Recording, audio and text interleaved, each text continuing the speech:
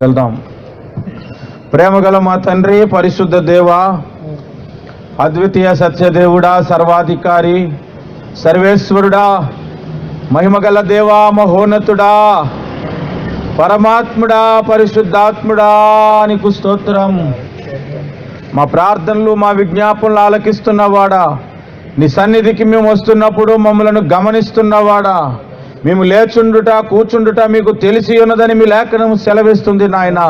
ఇదిగో మేము చేస్తున్న స్తుతులు, మేము చేస్తున్న ప్రార్థనలు అన్నీ కూడా, మా కన్నీటి ప్రార్థన అంతా కూడా నీకు కవిలలో లిఖించి ఉంచావని లేఖనము సెలవిస్తుంది తండ్రి. నీకు వందనాలు చెల్లిస్తున్నాం. ఇదిగో నాయన, మానక నీ సన్నిధికి రావటానికి మా ఎడల మీరు చూపిన కృపకై వందనాలు, నీ సన్నిధి పట్ల ఆసక్తిని మాకు కలిగించినందులకై వందనాలు చెల్లిస్తున్నాం ప్రభువా. ఇదిగో నీ దాసుడనుగో వాక్యమును ప్రకటిస్తుంటుగా నా నోటికి నీ సత్యమును అందించండి, నీ వాక్యమును అందించండి, మా ఆత్మలను బలపరచండి నాయన, మమ్మలను అభిషేకించండి, బలపరచండి, వినే చెవులను చూచే కన్నులను మాకు దయచేయమని యేసు పరిశుద్ధ నామములో ప్రార్థిస్తున్నాము తండ్రి. ఆమేన్, ఆమేన్, ఆమేన్. ఒక ఇద్దరు పనికి కుదర్చబడ్డారు ఒక యజమానుడి దగ్గర. మీకు తెలిసే ఉంటుంది, రోజు కూలికి పనిచేసే వాళ్ళు ఉంటారు పూటకోళ్ళ జీతానికి. అంటే ఏ రోజు జీతం ఆ రోజు పొందుకోవటానికి. వారానికి జీతం ఉంటుంది కొంతమందికి. నేను 96లో విశాఖపట్నంలో వారం పేమెంట్కి పనిచేశాను. శనివారం అవగానే సాయంత్రం జీతం ఇచ్చేస్తాడు, ఇంకా ఆదివారం మన ఇష్టం అన్నమాట. వారం పేమెంట్ ఉండేది. నెల జీతాలు మీ అందరికీ తెలిసిందే. 6 నెలల జీతాలు ఉంటాయి కొంతమందికి సంవత్సరం జీతాలు ఉంటాయి, కొంతమందికి 7 సంవత్సరాల జీతం ఉంటుంది. యాకోబు ఆ పనే చేశాడు.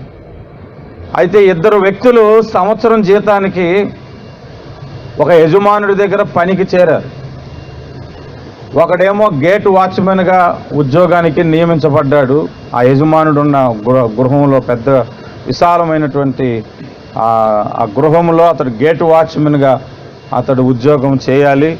అయ్యగారులు వస్తున్నప్పుడు వెళ్తున్నప్పుడు గేట్ ఓపెన్ చేయటం అతని పని అదే. ఇంకొకడు అయ్యగారు పర్సనల్గా పనిచేసే వ్యక్తి.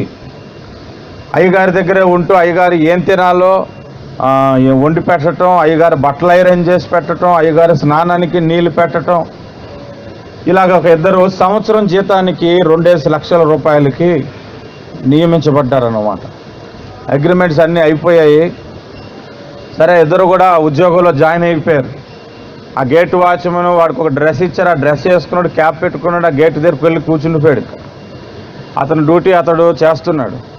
రెండో వాడిది కాస్త ఎక్కువ పని, అందుకే జీతం కూడా ఎక్కువ పెట్టారు అతనికి. అతని పని ఏంటంటే ఉదయం లేచినప్పటి నుంచి రాత్రి పడుకునేంత వరకు యజమానుడు తినవలసినటువంటి ఆహార పదార్థాలు సిద్ధపరచటం, ఆయన బట్టలు ఐరన్ చేయటం, ఆయన బయటికి వెళ్తే ఆయనకి అన్ని ప్రిపేర్ చేసే పనులన్నీ అన్నమాట. ముందు రోజే యజమానుడు చెప్తాడు, రేపు ఉదయం నేను కాఫీ తాగాలనుకుంటున్నాను, నా బెడ్ దగ్గరికి కాఫీ పంపించని చెప్తాడు. అలాగే టిఫిన్కి నాకు ఉప్మా చేయి, లంచ్కి తోటకూర పప్పు చేయి, సాయంత్రం డిన్నర్కి చికెన్ బిర్యానీ చేయి, కాస్త సూప్ చేయి. ఇలాగ మొత్తం మెన్యూ అంతా ముందు రోజే ఇచ్చేస్తాడనమాట. అయితే ఈ రెండవ పనివాడు ఏం చేశాడంటే, ఉదయాన్నే లేచి అయ్యగారు కాఫీ అడిగారు కదా, కాఫీ తాగితే హెల్త్ పాడవుతుందని టీ చేసి ఇచ్చాడు. యజమానుడు అడిగాడు, ఏరా నిన్ను కాఫీ కదా చేయమన్నాను, నువ్వు టీ ఎందుకు తెచ్చావంటే, కాఫీ తాగితే హెల్త్ పాడవద్దండి, టీ తాగండి అన్నాడు. సరే, ఇంకేదో ఒకటి తెచ్చిచ్చాడు కదా అని టీ తాగేశాడు, అడ్జస్ట్ అయిపోయాడు. సరే, టిఫిన్ దగ్గరకు వచ్చేసరికి ఇడ్లీలు ఉన్నాయి. ఏరా నీకు ఉప్మా చేయమన్నాను కదా, ఇడ్లీ ఎందుకు చేసావంటే, ఉప్మా వేడి చేసేస్తానండి అయ్యగారు, అందుకే ఇడ్లీ చేశాను అన్నాడంట. సరే, ఇడ్లీ తినేసాడు, ఇంకేం టైం అయిపోతుంది. రాత్రి పడుకునేటప్పుడు చెప్పాడంటే, రే మంచి బట్టలు నాకు ఐరన్ చేసి పెట్టు, ఆ వైట్ షర్టు, ఒక బ్లాక్ ప్యాంట్ ఐరన్ చేసి పెట్టు, ఒక టై ఒకటి ఐరన్ చేసి పెట్టు అని చెప్పాడు. మనోడు ఏం చేశాడు, డైరెక్ట్గా సూట్ ఐరన్ చేసేసాడు. అవన్నీ తీసుకొచ్చి అయ్యగారికి వేసుకోండి అంటున్నాడు. రే నీకు నేను చెప్పాను నిన్న ఏ బట్టలు ఐరన్ చేయమని చెప్పాను అనంటే, వీడు అంటాడు, ఉత్తు వైట్ షర్టు బ్లాక్ ప్యాంట్ ఏంటంటే మీ రేంజ్ తగ్గట్టుగా సూట్ వేసుకోండి అని చెప్పాడంట. సరే, సూట్ వేసుకున్నాడు. బయట కార్లు 2 కార్లు ఉన్నాయి, ఒకటి ఎల్లో కలరు ఒకటి white colour. Yellow colour car clean చేసి ఉంచరా, రేపు నేను బయటకు వెళ్తాను, దాన్ని పెట్రోల్ కొట్టి ఉంచు అని చెప్తే వైట్ కలర్ కారుని ప్రిపేర్ చేశాడు. యజమానుడు ఏది చెప్తే అది చేయడు, కాస్త ఎక్స్ట్రాలు చేస్తాడనమాట. యజమానుడు కోరుకున్న భోజనం చేయట్లే. ఇలాగే సంవత్సరం అంతా గడిపేశాడు. మొత్తానికి యజమానుడికి తిండి అయితే పెడుతున్నాడు, టీ ఇస్తున్నాడు, కాఫీ ఇస్తున్నాడు, అడిగింది ఓపైన మొత్తానికి ఏదోటి ఇస్తున్నాడు, బట్టలు ఐరన్ చేస్తున్నాడు, వేడి నీళ్ళు పెడుతున్నాడు, కావాలంటే అన్నీ యజమానుడు కోరినట్లుగా చేస్తున్నాడు. కానీ యజమానుడు కోరుకున్నది చేయట్లేదు కరెక్ట్గా. అందులో మొదటివాడు 1 నెల ముందే తన జీతం పుచ్చుకొని వెళ్ళిపోవటానికి నిర్ణయించుకున్నాడు. అడిగాడు అయ్యగారండి, మరి సంవత్సరం కావస్తుంది, మరి నా జీతం ఇస్తే నేను వెళ్ళిపోతానని గేటు వాచ్మెన్ అడిగాడు. అడిగితే, ఒరే నీ పని నువ్వు చాలా చక్కగా చేసావు, ఎప్పుడు కూడా నన్ను ఇబ్బంది పెట్టలేదు, ఇదిగో 2 లక్షలకి నీకు నేను జీతాన్ని కుదిర్చాను, ఇంకో 1 లక్ష రూపాయలు ఎక్స్ట్రా ఇస్తున్నానని చెప్పి 3 లక్షల రూపాయలు చేతిలో పెట్టి అతన్ని పంపించాడు. ఈ పనోడు అనుకున్నాడంట, నేను అయ్యగారికి కాఫీ అడిగితే టీ ఇచ్చాను, వైట్ షర్ట్ ఐరన్ చేయమంటే సూట్ ఇచ్చేసాను, అడిగిన దానికి ఎక్స్ట్రాగా చేశాను, మరి నాకు ఇంకా ఎక్కువ ఇస్తాడు, అడిగిన దానికంటే ఎక్కువ ఇస్తాడని డిసైడ్ అయిపోయాడు. ఆ నెక్స్ట్ డే ఇంట్లో పని మనిషి కూడా 1 ఇయర్ ఉద్యోగానికి కుదర్చబడింది, ఆమె కూడా వెళ్ళిపోతుంది. ఆమెకి 50,000 రూపాయలు సంవత్సరం జీతం, ఆమెకు 1 లక్ష రూపాయలు ఇచ్చాడు, పంపించాడు. వీడు ఇంకా పొంగిపోతున్నాడు, ఇంకో 2 రోజులు పోతే నా జీతం టైం వస్తుంది, నేను 3 లక్షలు కుదర్చబడ్డాను, కనీసం 4 లక్షలైనా యజమానుడు నాకు ఇస్తాడు అని ఎదురు చూస్తున్నాడు. 4వ రోజు వచ్చాడు. అయ్యగారంటే మరి ఈరోజు పేమెంట్ ఇస్తారంటే, ఎవడోరా నువ్వు, నాకు తెలియదు అన్నాడంట అయ్యగారు. ఎవడోరా నువ్వు ఎవడో నాకు తెలీదు. ఆ ఉద్యోగస్తుడు స్థానములో నువ్వు నేను ఉంటే ఏం చేస్తాం? ఎంత అన్యాయం అండి, ఎంత ఘోరం అండి. సంవత్సరం అంతా గొడ్డి సేకరి చేయించుకున్నాడు, వీపు రుద్దించుకున్నాడు, వంటలు చేయించుకున్నాడు, జీతం అవ్వట్లేదు, ఇది ఎంత అన్యాయం అని అను. మనం ఎంత ఘోరమండి నన్ను, పైగా నేనెవరో తెలియదనేశాడు అనను. ఆ యజమానుడు, నేను చెప్తున్నటువంటి కథలో, ఈ చరిత్రలో ఆ యజమానుడు ఎవరంటే యేసు ప్రభు. అక్కడి పనివారు, ఆయన్ని నమ్ముకున్న భక్తులు, ఆయన ఆరాధిస్తూ ఆయన సేవ చేస్తున్నటువంటి సేవకులు. బైబిల్లో మాట ఉన్నది, మత్తయి సువార్త 7వ అధ్యాయం 21 నుండి మనం చదివితే, ప్రభువా ప్రభువా అని నన్ను పిలుచు ప్రతివాడును పరలోక రాజ్యములో ప్రవేశింపడు గాని పరలోకమందున్న నా తండ్రి చిత్త ప్రకారము చేయువాడే ప్రవేశించును. ఆ దినమందు అనేకులు నన్ను చూచి, ప్రభువా ప్రభువా మేము నీ నామమున ప్రవచింపలేదా, నీ నామమున దయ్యములను వెళ్ళగొట్టలేదా, నీ నామమున అనేకమైన అద్భుతములను చేయలేదా అని చెప్పుదురు. అప్పుడు నేను మిమ్మును ఎన్నడును ఎరుగను. అక్రమము చేయవారులారా నా యొద్ద నుండి తొలగిపోండి అని చెప్పుదునంటుంది. ఆ మాట మీరు గమనిస్తున్నారు. అక్కడ ఏమంటున్నాడు ప్రభు? తండ్రి చిత్త ప్రకారము చేయువాడికే దేవుని రాజ్యములో ఉండే అర్హత అంట. తండ్రి చిత్తము కానిది నువ్వెంత చేసినా కూడా దేవుడు నిన్ను గుర్తించడు. డైరెక్ట్గా చెప్పే మాట ఏంటంటే, అసలు నువ్వెవడవో నాకు తెలియదు, అక్రమము చేయువాడ నా యొద్ద నుండి బయటికి పో అనే మాట చెబుతాడంట. దేవుడికి ఏది ఇష్టమో, దేవుడు ఏ చిత్తమైతే కోరుకుంటున్నాడో అది చేయటం మానేసి పనికి మాలిన చెత్త అంతా చేయకూడదు. అపోస్తుడైన పౌలు ఒక మాట చెబుతున్నాడు. 1 కొరింథీ పత్రిక 3వ అధ్యాయంలో ఏమని చెబుతున్నాడంటే, మేము దేవుని జత పనివారము అన్నాడు. ఏమన్నాడు? మేము దేవుని జత పనివారము. దేవుని జత పనివారం అంటే దేవుడు ఏ పని చేస్తున్నాడో ఆ పని చేయుట అన్నమాట. దేవుడు వెల్డింగ్ కొడుతున్నాడు అనుకోండి, నువ్వు ఆయన జత పనివాడవైతే ఏం చేయాలి? కరెంట్ అడ్జస్ట్ చేయాలి, వెళ్ళి నువ్వు ఆయనకి ఎయిర్ ట్యాంక్ పెట్టాలి, అది జత పని. ఆయన వెల్డింగ్ కొడుతుంటుంటే నువ్వు ఎక్కడికో పక్కకి వెళ్ళిపోయి కూర్చొని టీ తాగటం కాదు జత పని.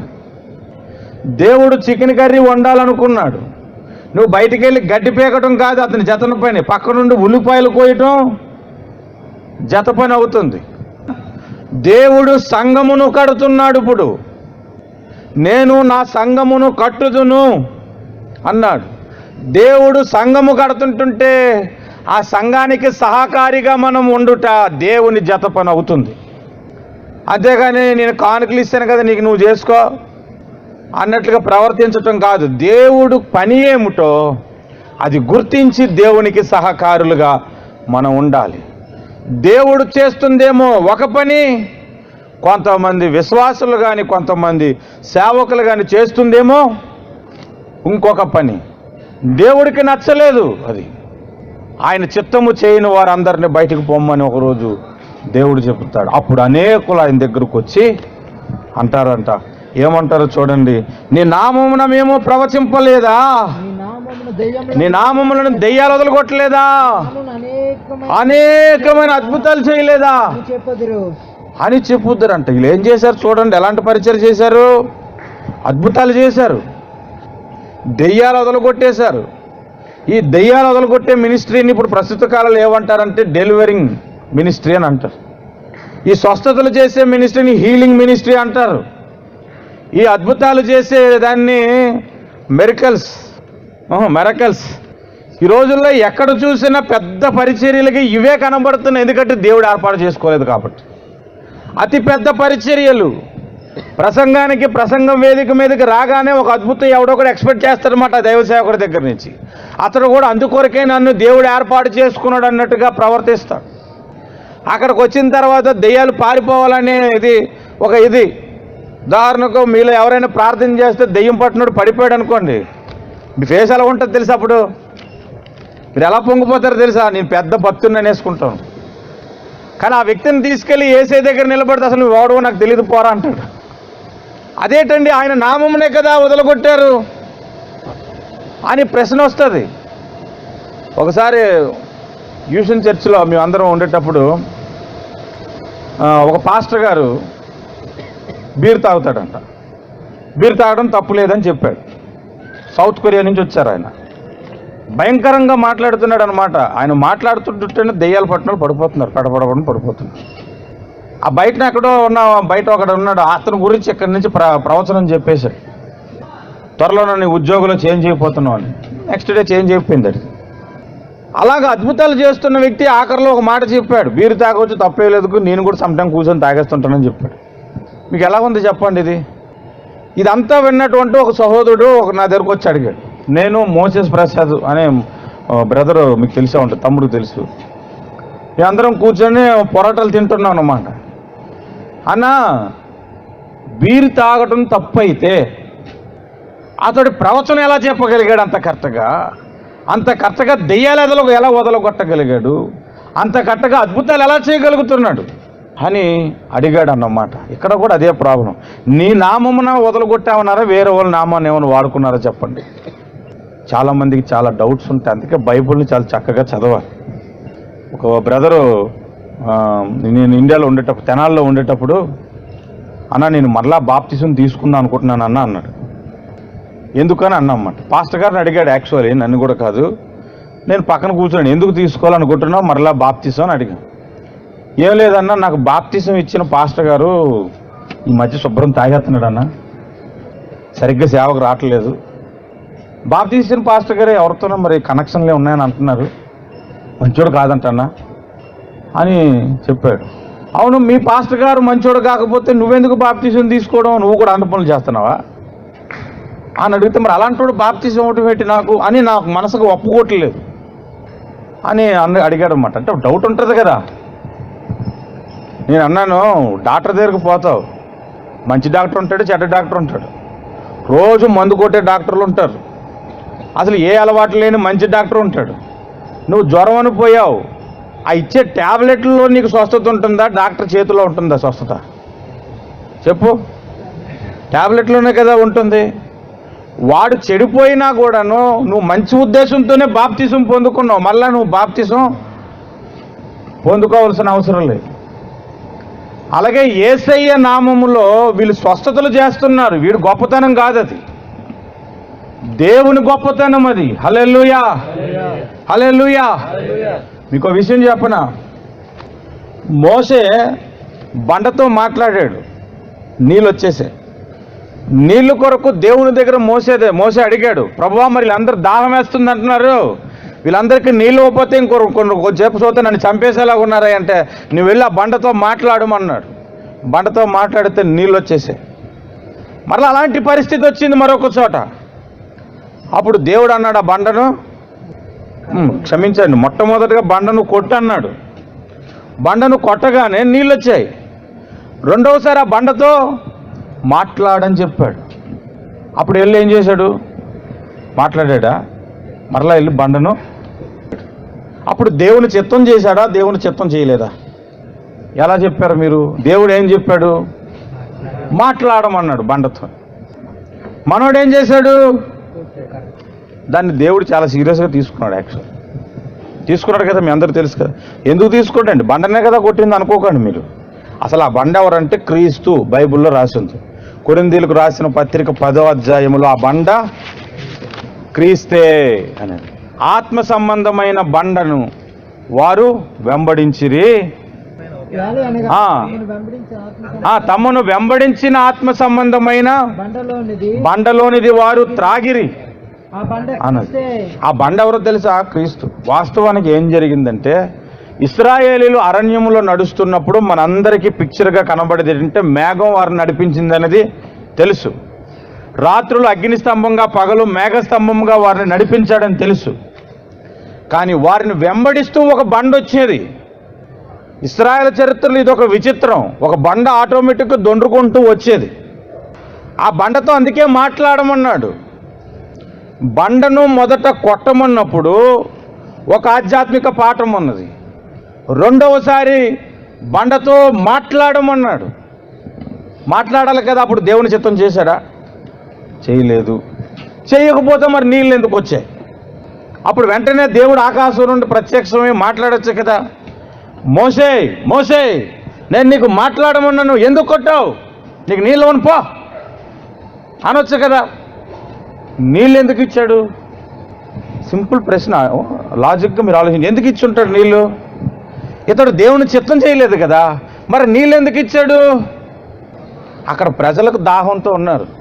అసలు ఈయన దేవుడు చిత్తం చేశాడు అన్నది లేదా కాదు అక్కడ ప్రాబ్లం. అక్కడ ప్రజలకి గొంతులు ఎండిపోతున్నా వాళ్ళకి నీళ్ళు ఇవ్వాలి. వీడు దేవుని చిత్తం చేస్తున్నాడా లేదన్నది కాదు ప్రాబ్లం. యేసు నామమును ఉచ్చరించాడు, అక్కడ ప్రజలకు అవసరత ఉంది, వారికి స్వస్థత అవసరం, అక్కడ వాడి జీవితంలో అద్భుతము అవసరము, వాడి జీవితంలో దెయ్యాలు వదిలిపోయేట అవసరం అక్కడ. కనుక చెప్పుతున్నటువంటి దైవ సేవకుడు, ప్రార్థన చేస్తున్న దైవ సేవకుడు దేవుడి చిత్తానుసారంగా సేవ చేస్తున్నాడా లేదా అన్నది దేవుడు చూడటు. అక్కడికి వచ్చిన ప్రజల అవసరతలను బట్టి దేవుడు కార్యాలు చేస్తాడు. హల్లెలూయా, అర్థమైందా? కాబట్టి అద్భుతం జరిగినంత మాత్రాన అతను గొప్ప దైవ సేవకుడని మనం డిసైడ్ అయిపోయి అది దేవుని చిత్తమైన పరిచర్య అనుకునే తెలివి తక్కువలు చాలామంది ఉన్నారు. ఒకసారి విశాఖపట్నంలో శ్రీహరిపురం జంక్షన్లో జ్యూస్ తాగుతున్నాను అనమాట. నేను, మా ఫ్రెండ్, ఇంకొక ఇద్దరు ఫ్రెండ్స్, పాత ఫ్రెండ్స్ అందరం ఉండి జ్యూస్ తాగుతున్నాం. ఈలోగా ఇంకొకటి వచ్చాడు. ఎస్ఐ గారు 2 ఆరెంజ్ జ్యూసులు అడుగుతున్నారు అన్నాడు అనమాట. అనగానే అటుపక్కడోటి ఇటుపక్కడోటి పోలీసులు సివిల్ డ్రెస్ వచ్చి పట్టుకుని 4 జలలేసి తీసుకెళ్ళి ఆటో ఎక్కిసి తీసుకెళ్ళిపోయారు. ఇలా అక్కడ ఉండి జ్యూస్ తాగుతున్నాం. అడేట్రా బాబు, జ్యూస్ అడిగితే పోలీసులు తీసుకెళ్ళిపోయారు అని అడిగితే జ్యూస్ షాప్ కూడా చెప్తున్నాడు. అసలు ఏం జరిగిందంటే అండి, 1 నెల రోజుల కిందటంట ఆ దారిలోని హెడ్ కానిస్టేబుల్ ఆటోలో వస్తాడంటే, సర్వీస్ ఆటోలు ఉంటాయి కదా, 10 రూపాయలకి 3 4 5 ఎక్కొచ్చు. ఆటో ఎక్కాడంట. ఆ ఆటోలోని ఈ కుర్రోడు కూడా ఉన్నాడు. అటు పెద్ద దొంగ, ఎవరికి తెలియదు అది. ఈ ఆటోలో ఉండేటప్పుడే ఎస్ఐ ఫోన్ చేశాడంట ఈ హెడ్ కానిస్టేబుల్కి, ఎక్కడున్నావారా? నేను దారిలో ఉన్నాను, స్టేషన్కి వస్తానంటే వచ్చేటప్పుడు 2 జ్యూసులు పట్టుకురా అని చెప్పాడంట. సరే అని చెప్పి ఈ కుర్రోడిని పంపించారా, వెళ్ళి 2 జ్యూసులు ఎదురు షాప్ అడిగితే తీసుకురండి. ఈ ఆటోలో నుంచి నేను పోలీసు వాడిని సిగ్నల్ ఇచ్చాడు. వీడు వెళ్ళి 2 జ్యూసులు తెచ్చేశాడు. తెచ్చేసిన తర్వాత ఆ జ్యూసులు పట్టుకొని ఈయన వెళ్ళిపోయాడు. ఈయన దారి ఇంటికి వెళ్ళిపోయాడు. మరుసటి రోజు వీడు వచ్చి ఎస్ఐ గారు 2 జ్యూసులు ఇమ్మంటున్నారని అడిగితే వాడేం చేస్తాడు, ఫ్రీగా జ్యూసులు చేసి ఇస్తున్నాడు వీడికి. వీడు వస్తాడు 2 రోజులకు ఒకసారి 3 రోజులకు ఒకసారి వస్తాడు. ఎస్ఐ గారు జ్యూసులు పంపించుకున్నారు 3 అంటే ఇటు ప్యాక్ చేసేస్తాడు అన్నమాట. పట్టుకెళ్ళిపోతున్నాడు, తాగేస్తున్నాడు. ఇదే పని అడిగి తాగేస్తుంటే ఒకరోజు ఎస్ఐ గారు అక్కడికి వచ్చారు. సార్ మరీ మీ కుర్రాన్ని 2 రోజులకు ఒకసారి పంపించేస్తాడు సార్, ఇక్కడ 4-5 జ్యూస్ షాపులు ఉన్నాయి, అందరూ పంపించారు సార్ అన్నట్టు. అంటే ఏరా నాటకాలు ఆడుతున్నావు నువ్వు నాకు ఎప్పుడు ఇచ్చా జ్యూస్ అంటే అందరి ముందు పబ్లిక్ చేయడానికి అడుగుతున్నావు అని గట్టి. లేదంటే నిజంగానే ఇటు జ్యూసులు తీసుకొని కూడా వస్తున్నాడు, మీ పేరే చెప్తున్నాడు, ఎస్ఐ గారు అడుగుతున్నాడు అని అంటే ఆడు వస్తే పట్టుకొని నాకు చెప్పు అంటే అదిగో సార్ వస్తున్నాడు అన్నాడు. అయితే పక్కకి వెళ్ళిపోయాడు 2 పోలీసులు. అప్పుడే వచ్చి ఎస్ఐ గారు 2 జ్యూసులు అడుగుతున్నాడు అన్నాడు. అప్పుడే నేను అక్కడ ఉన్నా అని తీసుకెళ్ళిపోయారు. అప్పుడు ఆడు అడిగాడు అనుకో, ఈడెందుకు ఇస్తున్నాడు, ఎవరి పేరును ఉపయోగించుకుంటూ ఇచ్చాడు, పోలీస్ పేరు ఉపయోగించి. యేసయ్య నామములో శక్తి ఉంది. హల్లెలూయా. యేసయ్య నామములో శక్తి ఉన్నదయ్యా, యేసయ్య నామములో శక్తి ఉన్నదయ్యా. నమ్మితే చాలు నీవు పొందుకుంటావు శక్తిని, నమ్మితే చాలు నీవు పొందుకుంటావు శక్తిని. యేసయ్య నామములో శక్తి ఉన్నదయ్యా, మన యేసయ్య నామములో శక్తి ఉన్నదయ్యా. హల్లెలూయా. యేసయ్య నామములో శక్తి ఉంది. ఒకసారి నువ్వు వెళ్ళి ప్రార్థన చేసినా కూడా అద్భుతం జరుగుతుంది. 2005 సంవత్సరంలో నేను రిజైన్ చేసి వెళ్ళిపోయాను ఎస్టీఎంలో. ఆ ఇయర్లోనే అనుకుంటాను నాగేశ్వరరావు అని ఒక కుర్రోడు తమిళ మెదడి చర్చ నుండి మన ప్రేయర్సలకి వచ్చాడు. రోజు వచ్చాడు, సాక్ష్యం చెప్తున్నాడు. అక్కడ నించున్నాడు. ఆ రోజు సాక్ష్యం చెప్తూ అన్నాడు, నేను ఈరోజు డాక్టర్ దగ్గరికి వెళ్ళానండి, డాక్టర్ అన్ని పరీక్షించి నాకు కుష్ఠరోగం అన్నాడండి అని ఏడ్చేసాడమ్మ. తీరా దగ్గరకు వచ్చి చూస్తే తెల్లటి మచ్చలు ఉన్నాయి, చేతుల మీద, వీపు మీద, మెడ దగ్గర, బొగ్గు మీద తెల్లటి మచ్చలు ఉన్నాయి, ఎక్కువగా చేతుల దగ్గర ఉన్నాయి.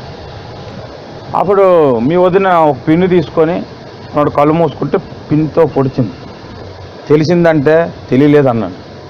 ఆ మచ్చలో ఉన్న చోట పొడిస్తేనేమో తెలియట్లేదు, వేరే దగ్గర ఎక్కడైనా చిన్నది అంటే తెలుస్తుందని అంటాను. ఇది కృష్ణే అయి ఉంటుందంటే డాక్టర్ అంత ఈజీగా మాట చెప్పడు. ఎప్పుడైతే ఆ మాట చెప్పామో మనకి ఇంకా టెన్షన్ ఎక్కువైపోయింది, ఏడుపు ఎక్కువైపోయింది. అందరం కలిసి చుట్టూ ముగి గోల్ స్ప్రేలు ఎక్కువ చేసేవాళ్ళం. అప్పుడులో మధ్యలో మనం పెట్టి చుట్టూ గోల్ స్ప్రేయర్ చేసామన్నమాట. అందరం ఒకరి తరత ఒకరు ఒక అరగంట ప్రార్థన చేసాం. ప్రార్థన చేసిన తర్వాత ఇంటికి వెళ్ళిపోయాడు. రాత్రి అంతా ఏడ్చుకొని పడుకున్నాడు. అంటే ఇంటికి కూడా ఫోన్ చేశాడు, ఇంక నేను రాను, మీరు నన్ను మర్చిపోండి అని కూడా చెప్పాడు ఇంట్లో. ఎందుకంటే కుష్ఠరోగం అంటే మన ఇండియాలో చాలా ఘోరంగా చూస్తాం. సరే పడుకుండిపోయాడు, మంచి నిద్ర అయింది. తెల్లవారు లేచాడు, బాత్రూమ్కి వెళ్ళాడు, స్నానం చేసుకుంటాడు, చూసుకుంటాడు, ఒక్క మచ్చలేదు. దేవునికి స్తోత్రం. హల్లెలూయా. ఇదేదో బాగుంది బ్రదర్ అని చెప్పి ఇంక అదే పనిగా చేసామేట. వచ్చిన అందరు రండి బాబు మేము ఇదే పని చేస్తాం, మెరికల్స్, యూ నీడ్ మెరికల్స్ మేము చేస్తామని చెప్తున్నాం. అక్కడ అద్భుతం అనేది, దెయ్యాలు వదలగొట్టం అనేది ప్రతి క్రైస్తవుడిలో ప్రవహించే నది. అది దేవునికి స్తోత్రం. నమ్మి నువ్వు ప్రార్థన చేసినప్పుడు దేవుని కార్యాలను నువ్వు చూస్తావు. కానీ దేవుడి చిత్తమైతే అది కాదు. ఎందుకు కాదో నేను చెప్తాను, లాజిక్గా మాట్లాడుకుందాం. చాలా సింపుల్. యేసు ప్రభు మానవుడిగా భూమి మీద జన్మించక మునుపు తండ్రి రొమ్మున ఉండేటప్పుడు ఆయన సర్వశక్తిమంతుడైన దేవుడు. కానీ కన్యాగర్య మరియమ్మ గర్భమున అవతరించినప్పుడు ఆయన శక్తులన్నీ, ఆయన సర్వశక్తిమంతమంతా కూడా విడిచిపెట్టి ఒట్టి మానవుడిగా జన్మించాడు. ఇప్పుడు ఒకటి జీవితంలో అద్భుతం చేయటానికి దేవుడు పరలోకములు అంటే ఈజీయా, భూమి మీదకి మానవుడికి వస్తే ఈజీయా? పరలోకములు ఉంటేనే ఈజీ. ఒక చచ్చిపోయిన వాడిని బ్రతికించటానికి దేవుడు భూమి మీదకి వచ్చి ప్రార్థన చేసి లాజరు లే అని చెబితే ఈజీయా? పరలోకంలో నుంచి ఆ చచ్చిపోయినవాడు బ్రతుకును కాక అంటే బ్రతికొచ్చేది అది ఈజీయా? అదే ఈజీ. ఇప్పుడు ఒక మాట అడుగుతాను, పవర్లో ఉన్నోడు పని ఈజీగా చేయించుకుంటాడు, పవర్లో లేనోడు నానా బాధలు పడతాడు. అవునా కదా? మరి యేసయ్య ఏ పర్పస్తో ఈ భూమి మీదకి వచ్చాడు, ఆ చిత్తం ఏంటి? అర్థమవుతుంది ఇప్పుడు నీకు మీకు చెప్పింది. కొంతమంది యేసు భూమి మీదకి ఎందుకు వచ్చాడనగా నిన్ను స్వస్థపరచడానికి వచ్చాడు, నీ జీవితంలో అద్భుతం చేయడానికి వచ్చాడు, నీ అప్పును తొలగించడానికి వచ్చాడు అని వచనాలు కూడా చూపెడతారు బైబిల్లో. మనలను ధనవంతులుగా చేయుట కొరకు ఆయన దరిద్రుడాయను. ఈ రోజు నుంచి నీకు పేదరికం అవసరం లేదమ్మా, ఈ రోజు నుంచి నీకు పేదరికం లేదు సహోదరుడా, నువ్వు ఇంకా అప్పుల బాధల్లో ఉన్నావా, యేసుని నమ్ము అని చెప్తాడు అనమాట. పాపం ఆడొచ్చి నమ్ముకొని ఇంకా కానుకలు ఇస్తే బాగుంటుందంటే ఈడు ధనవంతుడు అవుతుంటాడు, వాళ్ళు మాత్రం ఇంకా అప్పుల్లోనే ఉంటారు.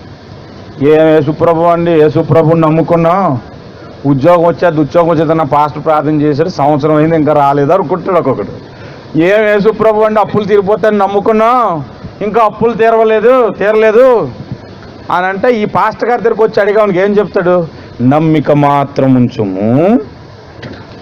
బాబు ఎంత నమ్మినా అది జరగదు, నీకు తెలుసో తెలీదు, కొన్నిసార్లు నీకు ఇంకా అది తెలీదు, నీకు సరైన విశ్వాసం లేదమ్మా, నువ్వు కరెక్ట్గా విశ్వసించి ఈ పాటికి అయిపోయి ఉండేది అని ఆ మాట చెప్పడానికి తప్ప ఇంకేం ఉండదు. అంటే యేసు ప్రభు ఈ భూమి మీదకి వచ్చిన పర్పస్ ఒకటి ఉంది, అదేంటంటే పాపములో ఉన్న వారిని విమోచించుట కొరకు ఆయన వచ్చాడు. ఆ సంగతిని 10 మందికి నువ్వు చెబితే అది దేవుని చిత్తము చేసిన వాడు అవుతావు. అందుకొరకు ఆత్మల రక్షణ కొరకు నువ్వు మోకాలేసి ప్రార్థన చేస్తే దేవుని చిత్తం నెరవేర్చిన వాడు అవుతావు. దేవుని సంఘముల అవసరతలను ఎరిగి నీకు కానుకలు ఇచ్చినప్పుడు, దేవుని సంఘముల అవసరతలు ఎరిగి సంఘము కొరకు ప్రార్థన చేసినప్పుడు నీవు దేవుని చిత్తము నెరవేర్చిన వాడు అవుతావు. అసలు ఇంపార్టెంట్ సబ్జెక్ట్ అంతా వదిలేసి మిగిలినవన్నీ పట్టుకున్నాను. అందుకే ఇట్లాంటి వాళ్ళందరినీ పిలిచి, నీ నామనే కదా ప్రభా ఆయన కుష్ఠరోగిని బాగు చేసాం, నీ నామనే కదా చచ్చిపోయిన బ్రతికించేసాం అని అంటే, అసలు నువ్వు ఎవడవో నాకు తెలియదు పోరా ముందు అంటాడు. ఎందుకు ఆ మాట అంటాడు, అసలు ఆయన చిత్తాన్ని చేయకపోవటము వలన. హల్లెలూయా, హల్లెలూయా.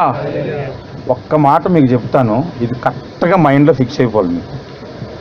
యేసు ప్రభువుని ఒకరిని యేసు ప్రభువులోనికి నడిపించటానికి సిలువను చూపించి ఆకర్షించాలి.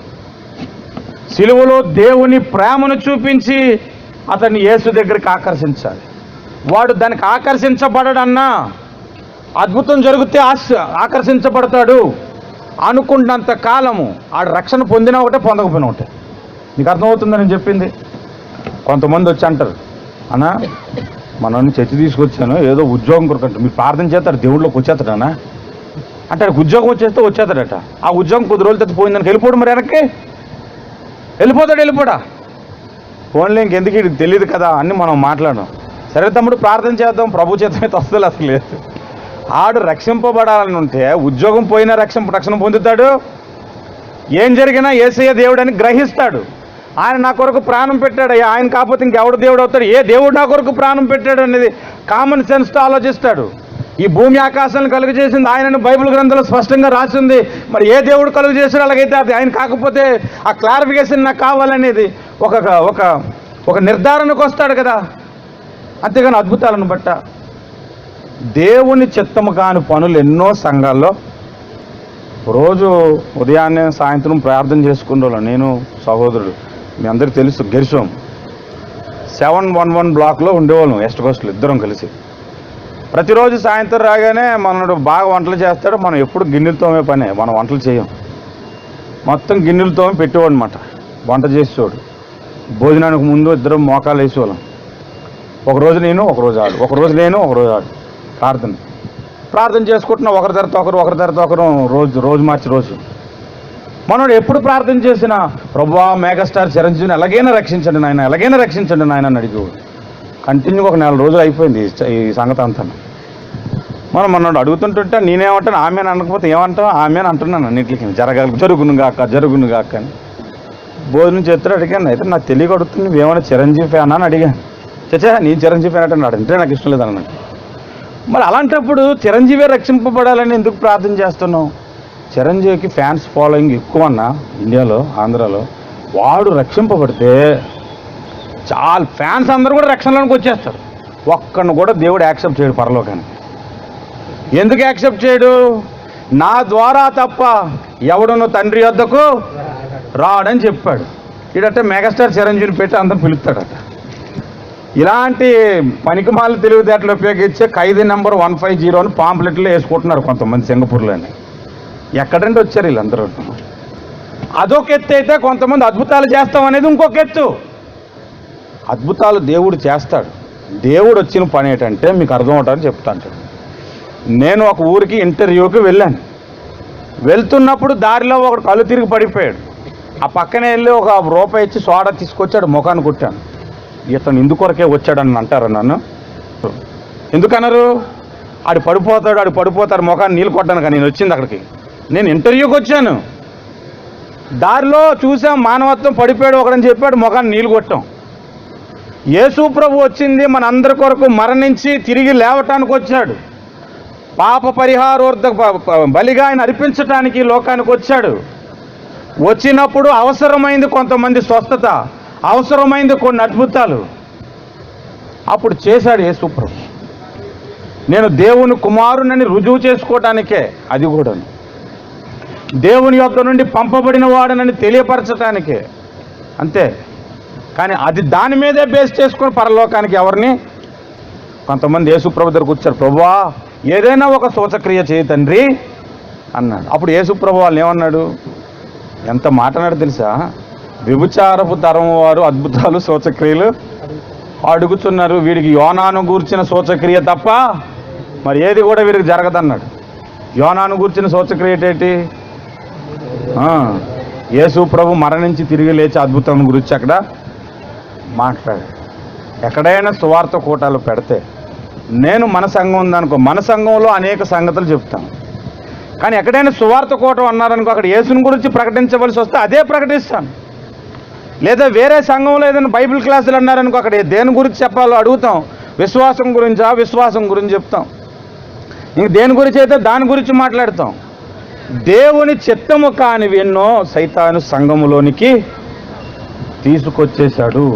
అవి కూడా యేసయ్య నామంలోనే చేస్తారట. అందుకు యేసయ్య అన్నాడు, ఏమన్నాడు చూడండి, మీరెవరో నేను ఎరుగను. చూడండి ఆ మాట, మత్తయి సువార్త 7వ అధ్యాయము 23. అప్పుడు నేను మిమ్మును ఎన్నడును ఎరుగను, అక్రమము చేయువారలారా నా యొద్ద నుండి పొండని వారితో చెప్పుదును. హల్లెలూయా.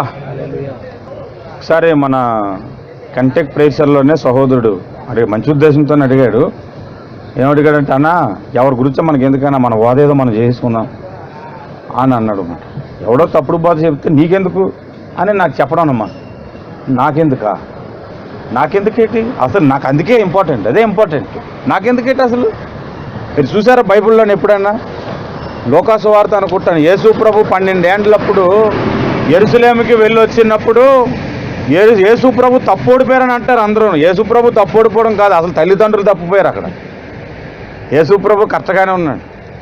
పరిసయ్యులతోనూ వాదిస్తున్నాడంట, శాస్త్రులతోనూ తర్కిస్తున్నాడంట. అక్కడికి తల్లి వచ్చి అడిగింది, నాయన ఏంటి నాయన ఇంత పని చేసావు? నేను మీ నాన్న చాలా దూరం వెళ్ళి వెతుక్కుంటున్నా, ఆ ఊరు ఈ ఊరు అడుగుతున్నా, నువ్వు కనిపించావు లేదని. అమ్మా, నేను నా తండ్రి పని మీద ఉండవలనని మీకు తెలియదా అంటే, అక్కడ ఏం చేస్తాడు? ఏ పని చేస్తున్నాడు? తండ్రి పని చేస్తున్నాడు. ఏ పని? తర్కించుట, వాదించుట అనే పని దేవుని పని చేస్తున్నాడు అన్నమాట. హల్లెలూయా. కొన్నిసార్లు తర్కించాలి, అడగాలి ప్రశ్నలు. ఏ కారణం చేత ఈ బోధ నువ్వు చెప్తున్నావు అనేది చాలామందికి తెలియదు. మన సెల్ గ్రూప్లోనే ఒక సహోదరికి సువార్త చెప్పాం. బాప్తిజమానికి వెస్ట్ కోస్ట్కి తీసుకెళ్ళాం. అప్పటికి ఇంకా మనం సేవ స్టార్ట్ చేయలేదు. నాతో పాటు సుధాకర్ పాలు, తమ్ముడి సుధాకర్ పాలు, మన సహోదరులు కొంతమంది వచ్చారు. వెళ్ళాం. మనోడికి బాప్తిజం ఇచ్చారన్నమాట. నీటిలో ఇచ్చేటప్పుడు తండ్రి యొక్క నామంలో నీకు బాప్తిజం ఇస్తున్నానని ఇచ్చాడు. మళ్ళీ 2 నిమిషాలు ప్రార్థన చేశాడు. కుమారు యొక్క నామంలో నీకు బాప్తిజం ఇస్తున్నానని ఇచ్చాడు. మళ్ళీ 2 నిమిషాలు ప్రార్థన చేశాడు. పరిశుద్ధాత్మ యొక్క నామంలో నీకు బాప్తిజం ఇస్తున్నావని పక్కన సుధాకర్ కూడా అదేటంటే 3 సార్లు బాప్తిజం ఇచ్చారని అడిగాడు. ఇచ్చినారా, మరి ఏం చేస్తాం? అందులో ఏదో ఒకటే యాక్సెప్ట్ చేస్తారు, 2 ఎక్స్ట్రా రాస్తే ఆన్సర్లు అనుకుంటాడు దేవుడు. 2 అవసరం లేదు కదా, ఒకటి సరిపోద్ది కదా. ఊరికినే ఆ పాస్టర్ గారు చాలా పెద్ద సేవకులు అడిగాను. ఊరికినే ఎందుకు సార్ 3 సార్లు ఇచ్చారు అని అంటే, బైబిల్ ఉంది కదయ్యా, తండ్రి యొక్కయు కుమారుని యొక్కయు పరిశుద్ధాత్మ యొక్క నామములో బాప్తిజం. అవును, తండ్రి యొక్కయు కుమారుని యొక్కయు పరిశుద్ధాత్మ యొక్కయు నామములలో అన్నాడా, నామములో అన్నాడా? ఏకవచనమే కదా. తండ్రి యొక్కయు కుమారుని యొక్క పరిశుద్ధాత్మ యొక్క నామంలో అని బాప్తీసం ఇస్తే ఒకసారి ఇస్తే సరిపోతుంది కదా. సరిపోతుందా లేదా? ఒకటే నామము. తండ్రి కుమార పరిశుద్ధాత్మ అనేది నా నామం కదా. నేను కూడా మా నాన్న కుమారుడు నా పేరా కాదు, అది బిరుదు. కొంతమంది యేసు నామంలోనే బాప్తీసం ఇవ్వాలి, తండ్రి కుమార పరిశుద్ధ నామంలో బాప్తీసం ఇవ్వకూడదు అంటాడు. తండ్రి కుమార పరిశుద్ధాత్మ నామం ఏకనామం, అది ఏ నామమో యేసునామమే. యేసునామంలో బాప్తీసం ఇచ్చినా త్రిత్వంలో ఇచ్చినట్లే, త్రిత్వం అని చెప్పి నువ్వు బాప్తీసం ఇచ్చినా యేసునామంలో ఇచ్చినట్లే. అసలు బాప్తిస్మానికి ఒక పోలిక ఏం చెప్పాడంటే, వాడు మరణించిన వాడిని కప్పెట్టుడితో సమానం అని చెప్పాడు కదా బాప్తిసం అనేది. మళ్ళా ఇంకొకడు పుట్టుటతో సమానం అని చెప్పాడు కదా. ఏ శవాన్నైనా మనం కప్పెట్టేటప్పుడు ఒక చెయ్యి బయట పెట్టి కప్పెడతామా? కప్పెట్టాం, పూర్తిగా ముంచుతాం. అందుకని పూర్తిగా ముంచాలి. శవం మీద నీళ్ళు జల్లినట్టు మరి జల్లుడు బాప్తిసం ఎలాగొచ్చింది? ఏంటి, శవాన్ని కప్పెడతామా నీళ్ళతో జల్లుతామా? మరి ఎక్కడది ఈ పరిచర్య? అసలు జెండా కింద బాప్తిసం అయితే అసలు భూమి బైబిల్లో లేనే లేదు. అది ఇది ఒక క్రొత్త వింత విచిత్రం అన్నమాట. కాబట్టి మనం బాప్తిసం ఇచ్చేటప్పుడు ఒక్క సెకండ్ అయినా బాడీ మొత్తం కనబడకుండా నీటిలో కొద్దిగా దించాలన్నమాట. గాడు అని అది కరెక్ట్ బాప్తిసం. ఒక్కొక్కరు బాప్తిసం ఇస్తారు, కాళ్ళు ఇలా పైకి లేపాడు అనుకో, ఒక బాబు ఆఖరా నాయన నేను ఇచ్చేద్దరు పూర్తిగా నిన్ను ముంచాలి అని చెప్పి ముంచటమే. మరి అప్పుడు రెండోసారి అవసరమైతే ఇవ్వచ్చు. ఎవరిని కప్పెట్టేటప్పుడు పైకి పెట్టి పోనీ అలాగపోయింది అనుకోండి, ఎవరినైనా కప్పెట్టికేసిన తర్వాత మళ్ళీ తవ్వి తీసి ప్రార్థన చేసి మళ్ళీ కప్పెడతాం? ఒకసారే కదా కప్పెడతాం. కామన్ సెన్స్ కదా ఇది. మరి 3 సార్లు బాప్తీసం ఎలా వచ్చింది? తండ్రి యొక్కయో కుమారుని యొక్కయో పరిశుద్ధాత్మ యొక్క నామంలో 3 సార్లు బాప్తీసం అంట. ఇది దేవుని చిత్తమా? ఒక్క బాప్తీసం విషయంలోనే కాదు, ప్రభు బల్ల ఇస్తారా? ఆ రొట్టెను ఇంట్లో చేసి తీసుకొస్తాను నేను, ఎందుకంటే పులిసింది వాడొద్దని ప్రభువు చెప్పాడు. అదేం కొత్త నిబంధనలో చేంజ్ అవ్వలేదు. పాత నిబంధన అంటే నాకు అనకండి, కొత్త నిబంధనలో చేంజ్ ఏం అవ్వలేదు. పాత నిబంధనలో అన్నీ కొట్టివేయబడలేదు, బలులు కొట్టివేయబడ్డాయి, విశ్రాంతి దినము కొట్టివేయబడింది, అమావాస్య పౌర్ణమి కొట్టివేయబడింది. బైబిల్లో మాట చూడండి ఒకసారి. కొలసీలకు రాసిన పత్రిక 3వ అధ్యాయము 16వ వచనము. కొలసీలకు రాసిన పత్రిక 3వ అధ్యాయము 16వ వచనం, 2వ అధ్యాయం 16వ వచనము. కాబట్టి అన్నపానముల విషయములోను, మొట్టమొదటి విషయం అన్నపానముల విషయములోను, గుర్తుపెట్టుకోండి, ఇది మొదటి విషయం. 2 పండుగ అమావాస్య విషయములోను, విశ్రాంతి దినమను వాటి విషయములలోను మీకు తీర్పు తీర్చనెవనికిని అవకాశం ఇయ్యకుడి. 17 చదవకుండా వదిలేసాము అనుకోండి, 17 కూడా చదవాలి, చదవకుండా వదిలేసాము అనుకోండి, అవి ఖచ్చితంగా పాటించాలరా, ఎవడు కూడా మనకు తీర్పు తీర్చకుండా అవకాశం ఇవ్వకూడదని దేవుడు చెప్పాడు అని చెప్పుకోవాలి. కానీ 17 చదివితే ఏమవుతుంది? ఇవి రాబోవు వాటికి ఛాయయే గాని నిజస్వరూపము క్రీస్తులో ఉన్నది అన్నాడు. అంటే ఈ భోజనం అన్నపానములు ఉన్నాయి కదా, పాత నిబంధనలో పంది తినొద్దు అన్నాడు, కొత్త నిబంధనలో దర్జాగా తినొద్దు అని అర్థం. మనం ప్రభు నమ్ముకున్నాం బ్రదర్, మనం పంది తినడం ఏంటి అనుకుంటాడు కొంతమంది. ఎందుకు తినకూడదు? కొత్త నిబంధన గ్రంథాలు అన్నీ తినవచ్చు, అది యూదులకే. కాబట్టి తినే విషయంలో మనకి ఏమీ లేదు, అన్నీ తినొచ్చు ప్రసాదం తప్ప. ఎందుకంటే అది విగ్రహాలకు అర్పించింది, దేవుడు కాదని అనుకుంటున్నాం మనం, దెయ్యం అనుకుంటున్నాం. దెయ్యానికి అర్పించింది నీకెందుకు? అందుకు అది తినొద్దని చెప్పాడు. కాబట్టి ఏది పెట్టినా తినొచ్చు. పండుగ అమావాస్య విషయంలో మనకి అమావాస్య ఈరోజు మంచి రోజు కాదట, పౌర్ణమి అంట ఈరోజు మంచి రోజట, రావుకాలం వచ్చేస్తున్న ప్రజలు కొంచెం ఆగేళ్ళంటే ప్రేయర్ కానీ మనకేం లేవు. అలాంటికైతే ఆ వంకతో కూడా కొంతమంది ప్రేయర్లు మానేస్తారు. ఈరోజు మంచి రోజు కాదంట అని ప్రేయర్ మానేవచ్చు. కాబట్టి మనకు ఆ పద్ధతులు కూడా లేవు. ఇంకా మనం ఆలోచిస్తే పండుగ విశ్రాంతి దినం అన్నాడు. శనివారం దినము విశ్రాంతి దినముగా పాత నిబంధనలో పాటించారు, అది కూడా క్యాన్సిల్ అయిపోయింది. క్రీస్తునందు ప్రతిరోజు మనకి విశ్రాంతి దినమే. ఇలాంటివన్నీ బైబిల్లో ఉంటుంటుండగా మరలా కొత్తగా ఒకడు వచ్చి ఒక బోధ చేస్తాడు, మనం ఇవి తినకూడదు అవి తినకూడదు. మనం ఎలా నమ్ముతాం? బైబిల్ మనకి ఏం నేర్పిస్తుందో దాని ప్రకారంగా మన ఆధ్యాత్మిక జీవితాన్ని కట్టుకుంటూ ముందుకు వెళ్ళిపోతున్నప్పుడు దేవుని చిత్తము నెరవేర్చిన వారం అవుతాం. అందుకొరకే ఈ మత్తయి సువార్త 7వ అధ్యాయంలో మీరు కరెక్ట్గా గమనిస్తే అక్కడ ప్రభువా ప్రభువా అని పిలుచు ప్రతివాడు పరలోక రాజ్యమునకు ప్రవేశింపడు అన్నాడు కదా. దానికి ముందు ఏ విషయాలు మాట్లాడుతున్నాడు? 15 నుంచి చూస్తే, అబద్ధ ప్రవక్తలను గూర్చి జాగ్రత్త పడుడి, వారు గొర్రెల చర్మములు వేసుకొని మీ యొద్దకు వత్తురు, కానీ వారు లోపడ క్రూరమైన తోడే. ఒక పాస్టర్ గారు ప్రసంగిస్తూ 2 గొర్రె బొమ్మలు ఏదో చూపించాడు. ఇందులో ఒకటే గొర్రె ఒకటి కాదు, మీరు కనిపెట్టగలరా అని బాగా గమనించి ఖచ్చితంగా ఒకటి గొర్రె అయ్యి ఉండదు అనుకొని కొంతమంది వచ్చి ఇది కాదండి అని అంటున్నారు అన్నమాట. ఎక్కువ మంది ఒక బొమ్మను కాదన్నారు. ఆఖరిలో పాస్టర్ గారు గాలి తీసేశారు, 2 గొర్రెలేరని. 2 గొర్రెలే, ఇందులో ఏది కాదని అనగానే మీరు ఒకటి కాదని వేసుకుంటున్నారు అంతే. కరెక్ట్గా మీరు గుర్తుపట్టలేదు. ఎందుకు ఈ మాట చెప్పాను తెలుసా? విశ్వాసనని సంఘంలో కూర్చున్న అందరూ విశ్వాసులు కాకపోవచ్చు, సంఘ కాపర్లు అని చెప్పుకున్న వాళ్ళందరూ సంఘ కాపర్లు కాకపోవచ్చు. పై వేషధారణ చూడొద్దు. సూట్ వేసుకున్నాడా, బూట్ వేసుకున్నాడా, పరిశుద్ధాత్మ భాషలు మాట్లాడుతున్నాడా, చేయి పెట్టి ప్రార్థిస్తే 10 మంది పడిపోతున్నారా లేదా, అది కాదు నువ్వు చూడాల్సింది. అసలు యేసు రక్తాన్ని ఆశ్రయించావా, బాప్తిసం పొందావా? మన క్రైస్తవ సిద్ధాంతంలో మొదటి పునాది, మొదటి విషయం ఏంటి? అసలు దేన్ని ఆధారం చేసుకొని దేవుడు మనల్ని పరలోకానికి తీసుకెళ్తాడు అనే సిద్ధాంతమే లేదనుకోండి, ఇవన్నీ ఉన్నా సరే చాలా కష్టం. బైబిల్లో రాసి పెట్టాడు. అందుకే దొంగ పోస్తులు ఉన్నారు, దొంగ బోధకులు ఉన్నారు, యూదులు కాకయే యూదులని చెప్పుకున్న వారు ఉన్నారు కనుక వారిని కనిపెట్టితూ కనుక నీకు బహుమతి ఇచ్చానని ఒక సంఘానికి ప్రకటన గ్రంథంలో చెప్పాడు. చాలా జాగ్రత్తగా ఉండాలి. దేవుని చిత్తములో నుంచి తొలగించటానికి సాతాను అనేకమైనవి క్రియేట్ చేశాడు. సాతాను క్రియేట్ చేసిందే అద్భుతంగా కనబడుతుంది, దేవుని చిత్తమైనవే అద్భుతంగా కనబడు. నేను మొన్నొక రోజు క్లెమెంట్కి వెళ్తే మా పాపకి పట్టీలు కొందామని ఎప్పటి నుంచో అడుగుతుందన్నమాట. మన దగ్గర ఏమో డబ్బులు లేవు కదా, డబ్బులు వచ్చినప్పుడు కొందాంలే అని అన్న మాట్లాడుకుంటున్నాం. లేదండి అలాగని చేస్తే పెద్దదానికి కొనలేదు, ఇప్పుడు 2వ దానికి కూడా కొనడం మానేస్తారు మీరు అని ఇద్దరం మాట్లాడుకుంటూ వచ్చాం. అక్కడ రోల్డ్ గోల్డ్ షాప్ ఒకటి ఉంది, అది గోల్డ్ కంటే బాగా కనబడుతుంది. ఇలా చూశాను, ఇదంతా అన్నాడు $6. అది థాయిలాండ్ రోల్డ్ గోల్డ్ అంటే అది రంగు పోదంట, ఆమె గ్యారంటీ ఇస్తుంది. 1 year లోపు పోతే చెప్పు, నేను ఇక్కడే ఉంటాను, నీకు ఫ్రీగా ఇస్తాను, 2 ఇస్తానని అన్నది. ఇదేదో బాగుంది, కొనేద్దాం. అసలు గోల్డ్ కంటే ఇదే బాగా మెరుస్తుంది. అసలు గోల్డ్ కూడా అలా మెరవద్దు నిజంగానే.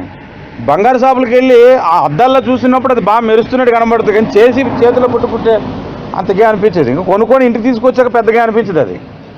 ఇది అలా కాదు, ఈ పక్కన పెట్టినా కూడా మెరిసిపోతుంది. కొంతమంది పరిచర్య అలా కనబడుతుంది, లోపల మాత్రం అది గోల్డ్ కాదు. మీకు అర్థమవుతుందని చెప్తుంది. జ్ఞానం కలిగిన వాడికైతే మాటలు కనుక. మీరు షాప్కి వెళ్ళారు, దోశ ఆర్డర్ చేశారు, ఈ సంగతి ఏమో కానీ మా వైఫ్ మాత్రం కరెక్ట్గా చేస్తుంది. మొన్నే షాప్కి వెళ్ళి మేము థాయ్ ఫ్రైడ్ రైస్ ఆర్డర్ చేసాం. ఆడు దాన్ని ఏమంటారు, నసిలామతో ఇచ్చాడు అనమాట. నసిలామ కూడా కాదు, దాన్ని ఏమంటారు, చిన్నది ఎండు చేపలు వేస్తారు, ఇకాన్ బిలీస్, నసిగోరి నికాన్ బిలీస్ తెచ్చాడు. ఆయన ఎవరు ఆర్డర్ తీసాను, వై యూ బ్రింగ్ అను, నో యూ ఆర్డర్ తీస్తాను అంటాడు. మేము ఆర్డర్ చేద్దాం, మరి హూ వాంట్ టు పే అంటాను. మేమేదో పే చేయమని చెప్పేసింది మాకు. నువ్వు మసాలా దోశ ఆర్డర్ చేసావు, వాడు రవ్వ దోశ తెచ్చాడు. ఏంట్రా ఆర్డర్ చేసావు, నేను నీకు ఏం తెచ్చావు అని అడగవు. దేవుడు నీకు పని చేయప్పుడు ఆ పని చేయడం మనిషి అసలు పనికి మాలిన పని ఆవిడ చేయమన్నాడు. ఇష్టసారంగా ఇష్టం వచ్చిన పనులన్నీ ఆవిడ చేయమన్నాడు.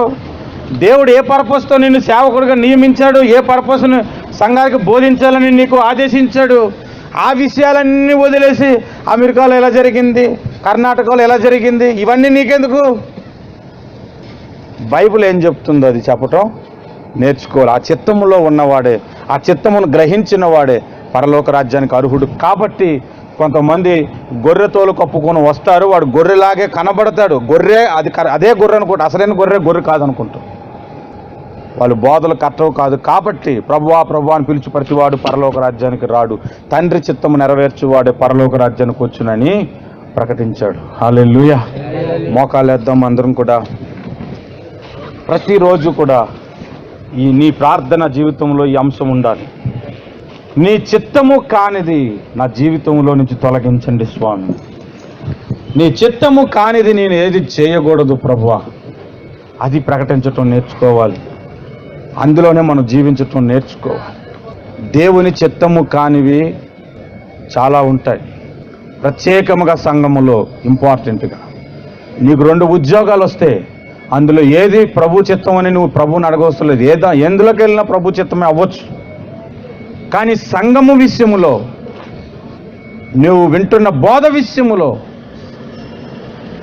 నీవు గ్రహించవలసినటువంటి సేవకుని విషయములో, దేవుని చిత్తములో ఉన్న సేవకుని దగ్గర నువ్వు లేకపోతే, దేవుని చిత్తములో ఉన్న సంఘములో నీవు లేకపోతే చాలా ప్రమాదం.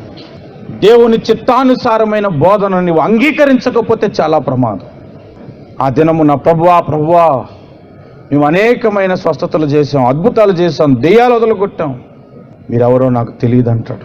ఆ పనివాడు సంవత్సరం అంతా కష్టపడిన కష్టార్జితం అంతా కూడా వృధా అయిపోయిందండి. యజమానుడు జీతం ఇవ్వలేదు. చిన్న పనైనా నమ్మకంగా ఉన్నాడు గేటు దగ్గర పనివాడు, ప్రతిఫలం వచ్చింది.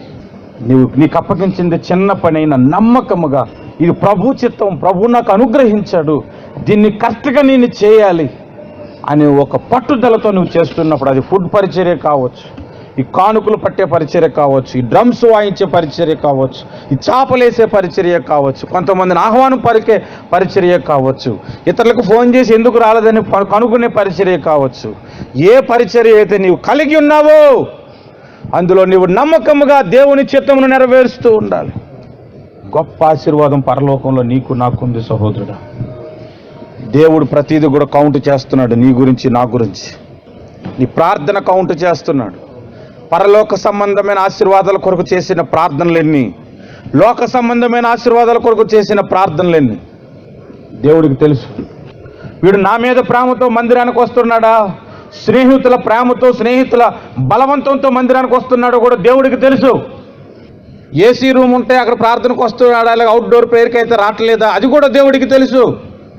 ఏ కారణం చేత ఏ మందిరానికి వెళ్తున్నావు, ఏ కారణం చేత ఏ మందిరాన్ని మానేస్తున్నావు, ఏ కారణం చేత ప్రార్థన జీవితంలో బలహీనమైపోతున్నావు, అన్నీ కూడా దేవుడు రికార్డ్ చేస్తున్నాడు. ప్రతిదీ కూడా దేవుడు కౌంట్ చేస్తున్నాడు.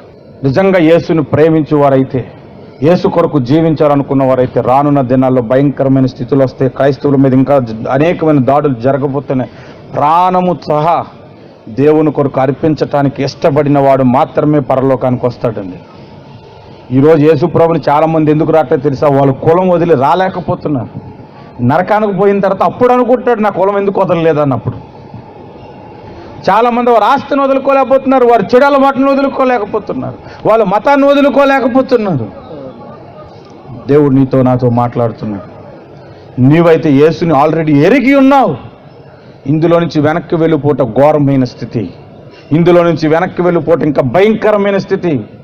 ఇంతకంటే మరెక్కువ కీడు నీకు జరగకుండానట్లు ఇక నువ్వు పాపము చేయకమని దేవుడు చెప్పాడు. 2 చేతులు పైకెత్తి ప్రభువుని అడుగుదాం. ప్రభువా, నీ చిత్తమందు నన్ను నడిపించండి నాయన.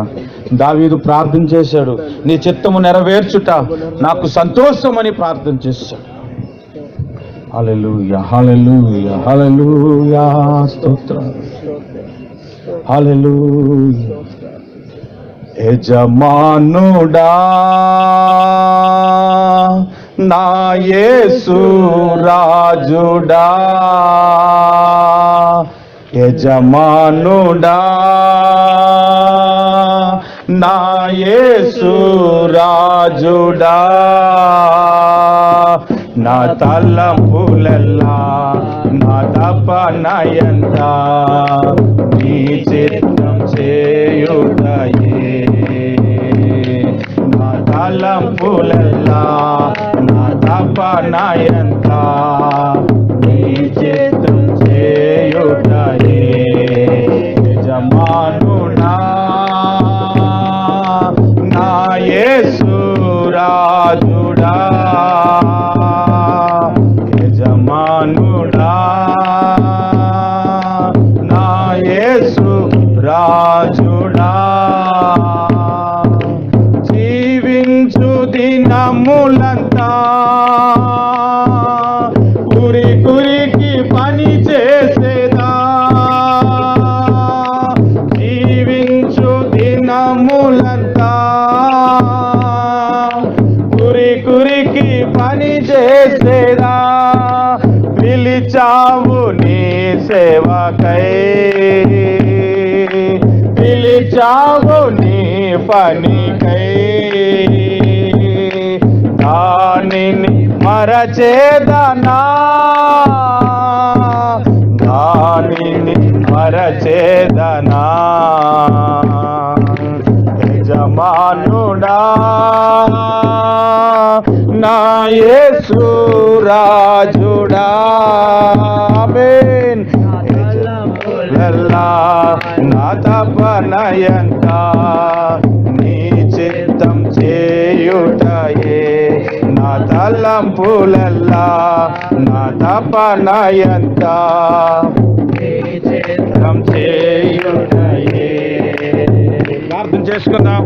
ప్రార్థన చేసుకుందాం. ప్రేమ కలిగిన పరలోకపు తండ్రి, జీసస్ హల్లెలూయా. బలమైన ఘనమైన శ్రేష్టమైన దివ్యమైన నామను బట్టి తండ్రి, అయా నిన్ను స్తుతించడానికి, నిన్ను గణపరచడానికి, అయా నిన్ను మహిమపరచడానికి ఇచ్చిన గొప్ప ధన్యతను బట్టి నీకు వందనాలు స్తోత్రాలు చెల్లిస్తున్నాం తండ్రి. అల్పులమి అయోగ్యులమి అయా ఎందుకు పనికిరాని వారమైన మమ్మల్ని ప్రభువా, అయా నీ అనాది ప్రణాళికలో ప్రభువా నీ కృప చొప్పున ఏర్పరచుకొని ప్రభువా నీకు వందనాలు స్తోత్రాలు చెల్లిస్తున్నాం తండ్రి. అయా ఎక్కడున్న ప్రతి ఒక్కరిని బట్టి కూడా ప్రభు ప్రార్థన చేస్తున్నాం తండ్రి. అయా ఇదిగో నీ చిత్తం నెరవేర్చే బిడ్డలుగా ప్రతి ఒక్కరిని ప్రభు మీరు అభిషేకించమని ప్రార్థన చేస్తున్నాం తండ్రి. ఆయా సహాయం దయచే తండ్రి, ఆయా కృప చూపించమని ప్రార్థన చేస్తున్నాం తండ్రి. ఆయా మేము అద్భుతాల కొరకు కాదు కానీ ప్రభా నాయన, ఇదిగో ప్రభా అనేకమైన సూచక క్రియల కొరకు కాదు కానీ ప్రభా, అయా నిన్ను ప్రకటించే బిడ్డలుగా ప్రభా, అయా నిన్ను ప్రభా మహిమపరిచే బిడ్డలుగా ప్రభా నీ చిత్తం నెరవేర్చే బిడ్డలుగా ఉండాలి. సహాయం దయచేయమని ప్రార్థన చేస్తున్నాం తండ్రి. ఆయా కృప చూపించండి ప్రభా, సహాయం దయచేయండి.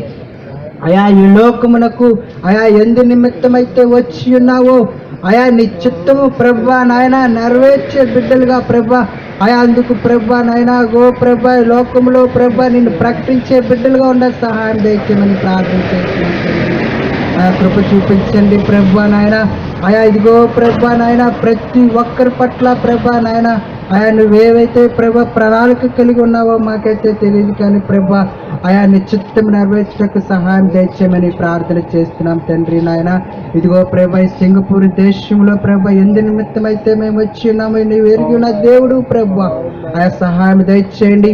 ఆయా ప్రతి ఒక్కరికి ప్రభా నీ సిలువు కోసం సువార్త ప్రకటించే భాగ్యం ఆయా ప్రతి ఒక్కరికి దయచేయమని ప్రార్థన చేస్తున్నాం తండ్రి. ఆయా సహాయం దయచేయండి ప్రభా. ఆయా నశించిపోవుని దానిని ప్రభా వెదుకు రక్షించుటకు ఈ లోకమునకు వచ్చినావు ప్రభా, ఆ యొక్క సువార్తను ప్రకటించే భాగ్యం అందరికీ దయచేయమని ప్రార్థన చేస్తున్నాం ప్రభా. ఆయా సహాయం దయచేయమని తండ్రి, ఆ కృప చూపించమని ప్రార్థన చేస్తున్నాం తండ్రి. అనేకమైనటువంటి సత్యమైన ప్రభు విషయాలు తెలుసుకోవడానికి సహాయం దయచేయమని ప్రార్థన చేస్తున్నాం ప్రభా. ఆ సహాయం దయచేయమని కృప చూపించండి. అయ్యగో ప్రభ ఇంకొను ప్రభ నీ బిడ్డను బలమైన అభిషేకంతో తండ్రి నాయన మీ అభిషేకించి తండ్రి ఇంకను అనేక మందిని సత్యంలోనికి నడిపించడానికి సహాయం దయచేయమని ప్రార్థన చేస్తున్నాం తండ్రి. ఆయా కృప చూపించమని సహాయం దయచేయమని ప్రభా నాయన. ఆయా మరొకసారి ప్రార్థన చేస్తున్నాం ప్రభా. ఆయా నీ చిత్తమును ప్రభా నెరవేర్చే బిడ్డలుగా ప్రభు ఉండడానికి సహాయం దయచేయమని, మహిమ ఘనత ప్రభావాలు మీరు మాత్రమే పొందుకుంటారని మా రక్షకుడు నీ ప్రియకుమారుడైన నజరేయుడైన యేసుక్రీస్తు పరిశుద్ధ నామములో అడిగి వేడుకుంటున్నాం తండ్రి. ఆమేన్. Please subscribe to our channel, press the notification button and like our videos. Thank you for watching.